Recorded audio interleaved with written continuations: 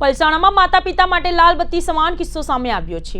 પલસાણમાં 6 વર્ષ અને 8 વર્ષના બંને બાળકો પ્લાસ્ટિક સળગાવી રહ્યા હતા, ત્યારે તે પ્લાસ્ટિક ઉડીને હાઈ ટેન્શન લાઇનને ટચ થતા વીજ કરંટ બંને બાળકોને લાગ્યો હતો, જેથી બંને ગંભીર રીતે દાઝી ગયા હતા। બંનેને સારવાર માટે નવી સિવિલ હોસ્પિટલ ખાતે ખસેડવામાં આવ્યા હતા, જ્યાં 6 વર્ષીય બાળકનું મોત નીપજ્યું હતું। નવી સિવિલ હોસ્પિટલ પાસેથી મળતી માહિતી મુજબ મૂળ બિહારના વતની વિનોદભાઈ રામ હાલ પલસાણા ચોકડી પાસે આવેલ પ્રવેશ પાર્કમાં સાડીની કંપનીમાં નોકરી કરીને પરિવાર સાથે ત્યાં જ રહેતા છે। વિનોદભાઈના સંતાન પૈકી અંકુશ 6 વર્ષનો તેના સંબંધીના છોકરા ક્રિષ્ના 8 વર્ષ સાથે અગાસી ઉપર રૂમમાં રમી રહ્યો હતો, ત્યારે અંકુશ અને ક્રિષ્ના માચિસથી પ્લાસ્ટિક સળગાવી રહ્યા હતા।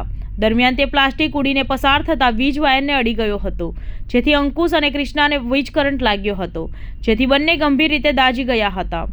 બાળકોની બૂમાબૂમ સાંભળીને લોકો દોડી આવ્યા હતા અને 108 એમ્બ્યુલન્સ મારફતે સારવાર માટે નવી સિવિલ હોસ્પિટલ ખાતે લઈ આવ્યા હતા, જ્યાં 6 વર્ષીય અંકુશનું સારવાર દરમિયાન મોત નીપજ્યું હતું।